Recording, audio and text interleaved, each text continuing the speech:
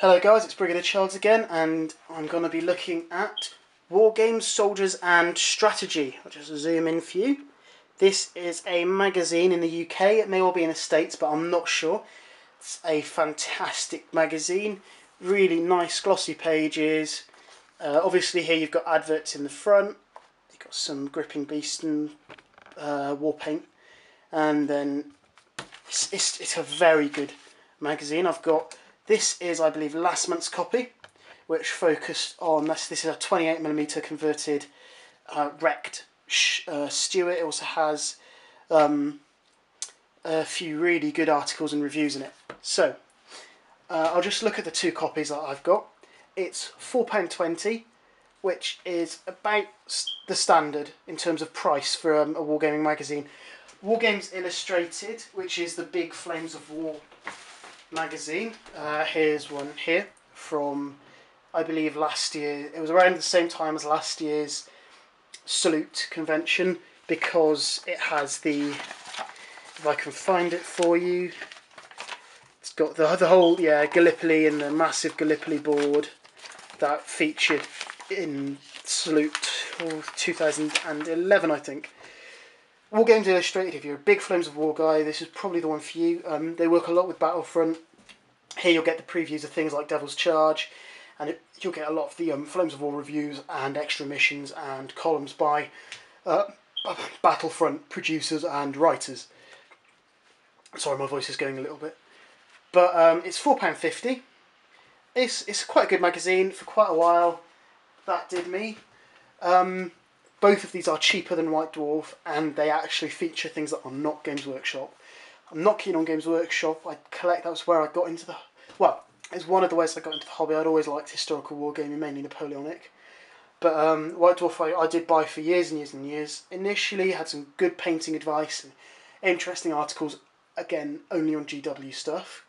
But over time, the quality just diminished, and the price, along with everything else that Games Workshop does, went up and up and up and up.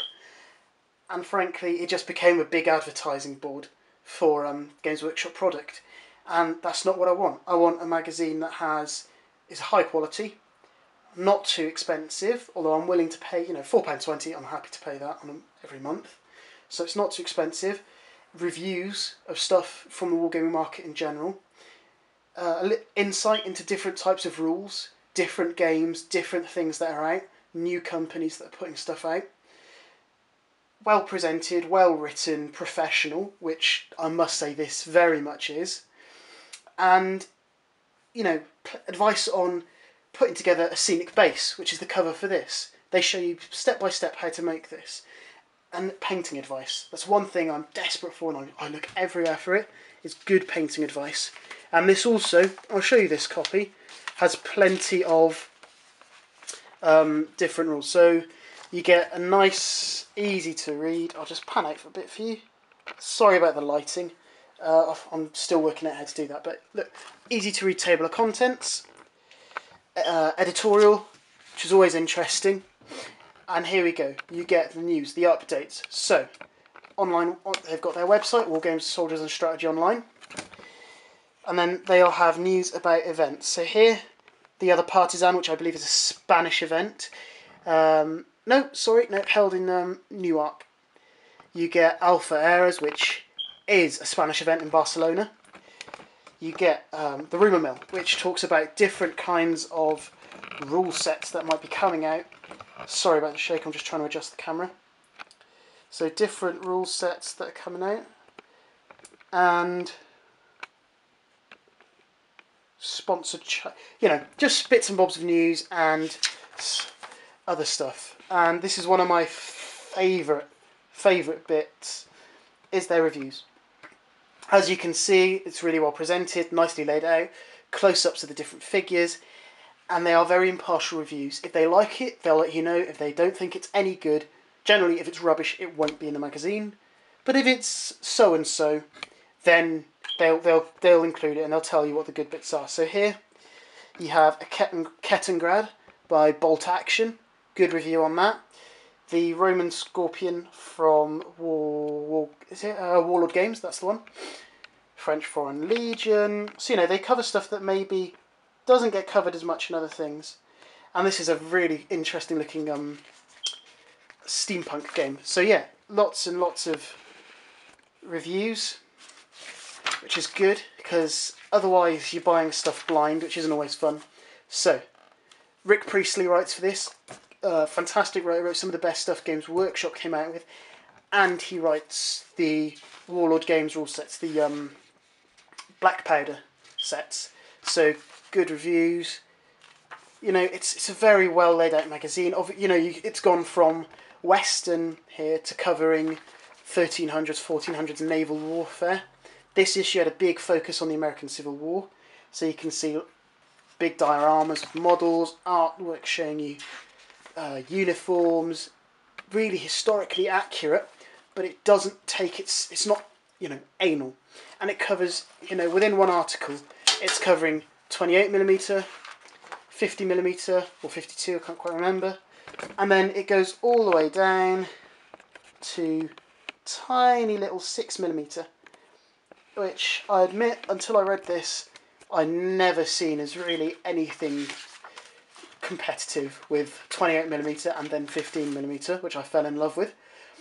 But they're able to write quite convincingly about, you know, 6mm, easy to store, fun to play with, you can get big looking armies, etc.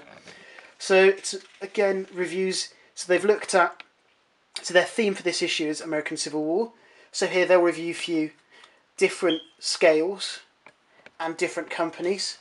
And here you've got lined up the different models made by the different companies and how well they compare to each other and work together. So Redoubt, Perry Miniatures, Division and Crusader. So it's a really professional magazine. Every time I get this, I know, even if say they don't have Flames of War or Napoleonic in it, they're gonna have something interesting. Nice big painting articles, step by step. You know, really, really good magazine. They look at different rules. They look at you know, good columns. That's the thing you don't find in White Dwarf as much. In White Dwarf, it tends to be sing the praise of whatever Games Workshop's latest craze is. Here, you know, you get columns that just go on about different things. So yeah, and really good adverts for maybe different types of models, new companies that are bringing stuff out, different rules reviews. If I was talking to someone new to the industry, new to wargaming, who wanted a good magazine that'd give them a feel for it, I'd say this. If I was talking to someone who'd been here for a while, who wanted something interesting, something quite funny, something new, something different, well presented, that will last well, that has a lot of variety, then I'd say get this. It's an amazing magazine. Wargames, Soldiers and Strategy. W.H. Smith stock it. I'm sure most retailers will stock it, or you can just order it online. I'd advise going out and buying an issue because it's so good. I'm really impressed, and I can go back and read these again and again.